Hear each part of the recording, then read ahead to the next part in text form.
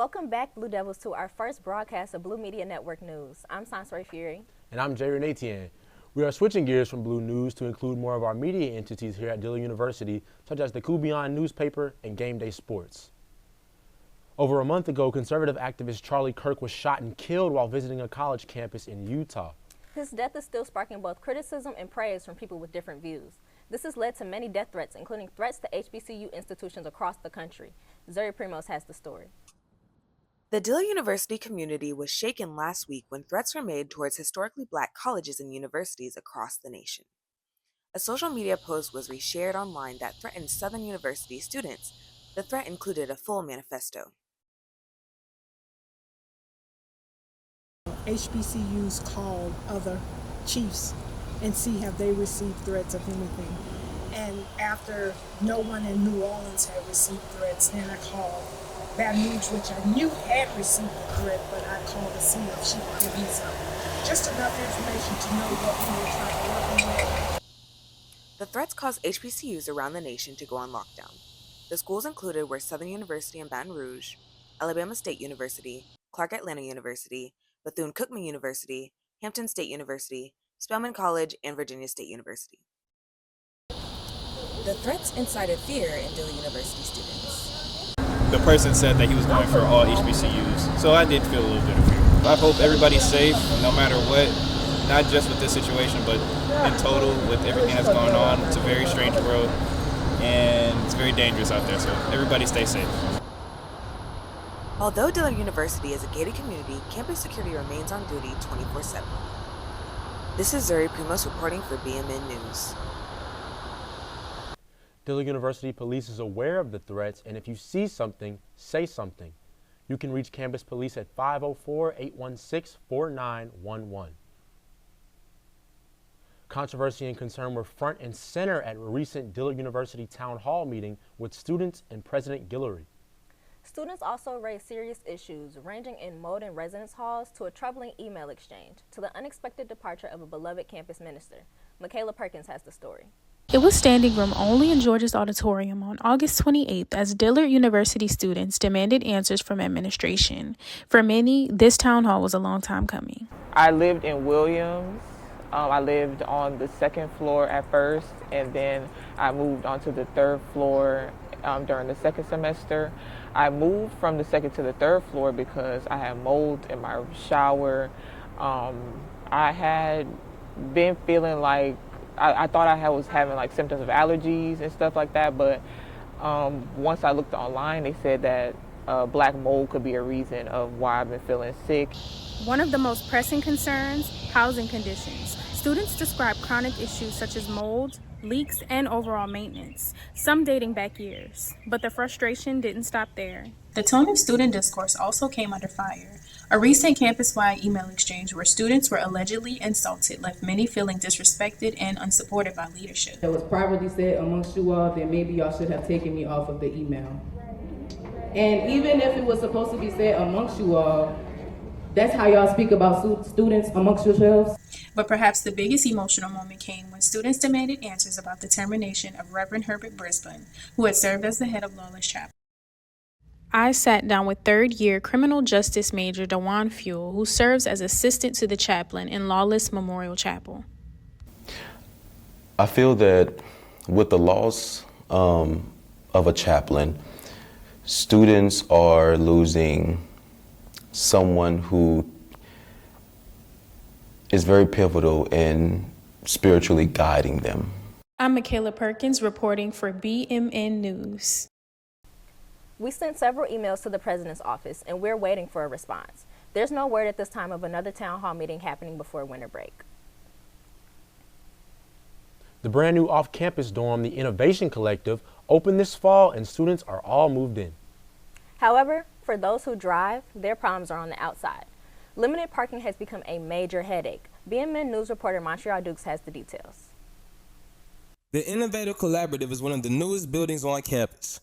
Inside, there haven't been many issues reported, but just outside the gates, the situation looks very different. I feel like the university definitely needs to make parking inside of the gate I see more available to students. As y'all can see behind me, There's about 10 cars in the parking lot. You got about 50 spots open and about 100 cars outside. Even with plenty of spaces behind the gates, students without scanners are forced to park on the streets gentilly. Staff living in the IC have reserved spots, while reports of break-ins raise safety concerns. I feel like at this university, we should definitely put students first. Student safety should come first before anything. Dillard, we have to make a change. Students are not going to walk miles, 2 miles, to keep walking to their car. You can't win for losing. BMN News reached out to Dillard University's police department for a statement on the parking and safety issues, but never received a response. Residents do not know who to turn to for help. Until more spaces are added, students say their biggest concern isn't convenience, it's safety. Reporting live from Dillard University, Montreal Dukes, BMN News. Dillard University Facilities Department says it's working on securing more parking around the IC. We'll keep you updated as we continue to learn more. When students got to campus this August, they noticed something different when it came to food options in the student union. The Wow Cafe was shut down. Students say their beloved longtime campus favorite is gone, but a familiar spot has returned in its place. The OBC Grill now sits at the bottom of the student union, and the menu is quite different. The grill has expanded menu offerings, including breakfast, vegan items, and several other food options. It is now one of 3 dining services for students on campus, and students say they have mixed emotions about it. It's not that much stuff you can get at the grill, so it's not that many options. It's either starve, test your luck with Kearney, or come here and get the same old, same old. We reached out to Dillard Dining Services for a comment. They declined to provide an on-camera interview, but they say they'll continue working to meet student needs. Meanwhile, some of the concerns with the grill include long wait times. Many students are saying the delays are making them late for classes. Reagan Domingue has the latest on this issue. Long waits at the OBC Grill are cutting into students' class time. One student told me they even missed a test because of it. Last week I came to the grill and I was late to class. You know, I had a chemistry test and the test was really important, but because of the long wait time, I wasn't able to make my test and, you know, I ended up getting a 0 on my chemistry test. The OBC Grill serves some of the best meals on campus. I decided to come to the grill today because I had a little time in between my classes, and I know it could be busy sometimes, so I come when I'm freer. I really love the food. I enjoy the atmosphere. You know, this is a place for students to congregate, and also the service is amazing. They're really nice, really friendly. They even have a nickname for me, so I love it. Students continue to face long wait times at the OBC Grill, making it difficult to get to class on time. The issue remains, and it's unclear when improvements might come. I'm Reagan Domingue reporting for BMN News. The other dining option on campus is the Kearney Dining Hall. And if you're just trying to stay awake for your 8 a.m. class, Starbucks may be your best option. We are looking forward to an historic moment for Dillard. On October 31st, the university will hold the investiture of its 9th president, Dr. Monique Guillory. Dr. Guillory is a proud native New Orleanian and alumna of St. Mary's Academy and Tulane University. She went on to earn her PhD in comparative literature and performance studies from New York University. While at NYU, she was awarded the Arthur J. Schomburg Award for Excellence in the Humanities. Known for her scholarship and leadership, Dr. Guillory was appointed interim president of Dillard University on July 1st, 2024, and has spent the past year guiding the university with a focus on innovation, student success, and community engagement.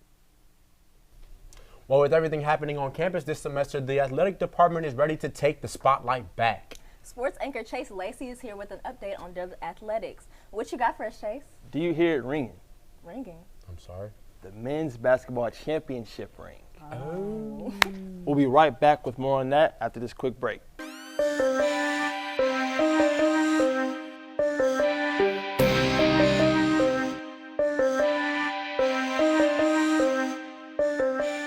I am Dr. Shanice Bickham. I'm the Associate Professor and Program Coordinator for both Mass Communication and Film.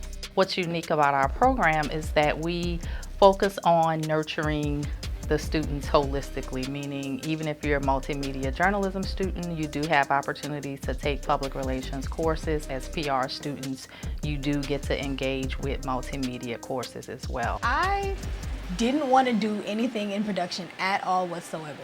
It wasn't even a thought in my mind until I met Mr. Davis. He really saw potential for me in that area, and he kind of saw that seed and was like, you should really build upon this skill that you have. Mac 145 really prepared me for working in public relations, especially with my writing. My professors were actually very diligent in making sure we learned our material, and I really learned how to write a good news article while in school. We encourage our students to go out, secure as many opportunities as they can so that when they walk across that stage, they're already walking across with a resume that they can be proud of.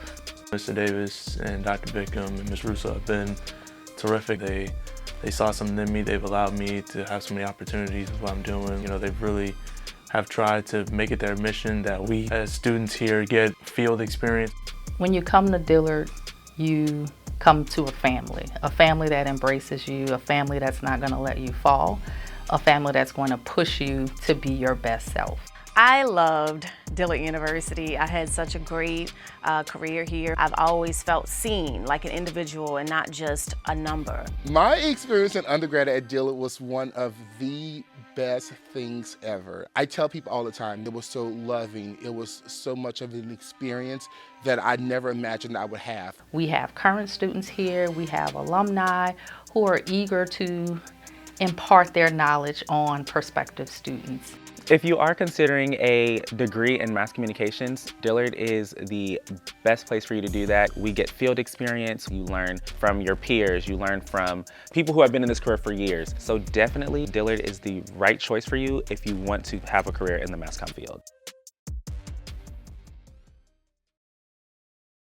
Welcome back. The Dillard University men's basketball team won their first ever HBCU AC championship for the 2024-25 season. They had a dramatic tournament run that will be remembered for years to come. Here is Armond Williams with more details. Being better than yesterday was always Dillard's slogan coming into the season. Head men's basketball coach Joseph Price implemented a new culture for the program once he was named the head coach. And to really help the team understand and learn from the lessons from the previous year when we were runner-up. Ending the season as the third seed, it seemed that winning wasn't a new feeling for Dillard. After two very close wins in the conference championship tournament, Dillard knew everything came down to the final game. Leadership as far as who was going to step up when the times get tough. We did a great job from our first year here to our second year, or I should say to last year. With Price's leadership and the team's commitment to win, the Blue Devils won the game 76-74 against the reigning champs of Philander Smith University. This is Armond Williams with BMN News. This year, the Dillard Blue Devils are trying to go for their second championship ring in a row. Their journey begins on October 24th as they take on the College of Biblical Studies at the Battlefield.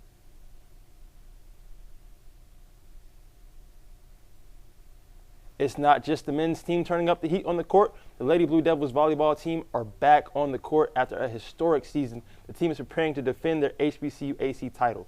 Trinity Pender shows us how the champs are gearing up for another run.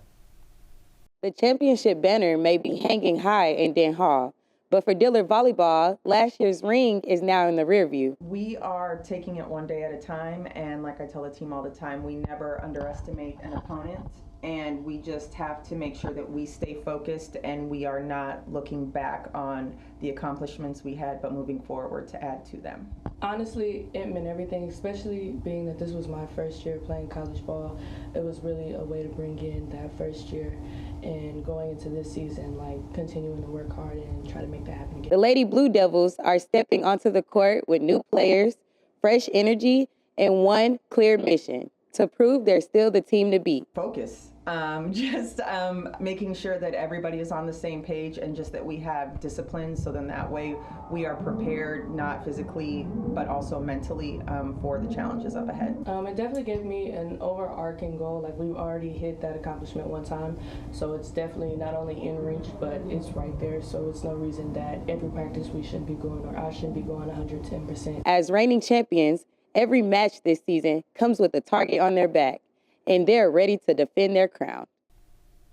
So far, the Lady Blue Devils are 13-7 overall, 9-1 in conference play and in their division. It looks like the road to another championship is already underway. Both teams have games during homecoming week. The volleyball team plays the William Carey Crusaders on Monday, October 27th in Dent Hall at 6 p.m. And the men's basketball team will hit the court against Lemoyne Owen College on Halloween night at 7 p.m. Welcome back. There's much more happening during homecoming week. Some of the highlights include a pool party Monday night at 7 p.m., midnight breakfast at 9 p.m., coronation Wednesday at 7 p.m., Dr. Guillory's investiture Friday, October 31st at 10 a.m., and the homecoming parade and tailgating Saturday starting at 10 a.m. Now to a story we want to share with you that highlights the work of our humanities chairperson, Professor Corthiel Clark. Let's take a look. The mural was created by Professor Clark in commemoration of the 20th anniversary of Hurricane Katrina. It sits on a wall at the Dr. Martin Luther King Jr. Charter School in the lower 9th Ward. Clark says it is a vivid tribute to resilience, culture, and community with the goal of honoring both the history and spirit of New Orleans. Look at the number 20. It has very historic and prominent meanings. 20 refers to the 10 fingers and 10 toes that we have that helps us move forward. Touch things, touch each other, do those types of things. 20 also is a very prominent number that deals with each of the 20 amino acids that are within our body that keeps us alive and to move. And also within the number 20, it means matriculation. It means prosperity. And in a religious sense, it also means blessing. This unveiling marks not just an artistic achievement, but a heartfelt moment of remembrance and hope for the future of the King Charter community. Thank you for joining us for the first broadcast of BMN News from Dillard University in New Orleans. We'll have a special show next time recapping all of the highlights from homecoming week. We hope you'll join us. For the latest campus news, check out our website, dukubion.com. I ain't gonna lie, y'all, I am ready for midnight breakfast. I am too. I'm hungry right now. We'll see you guys later.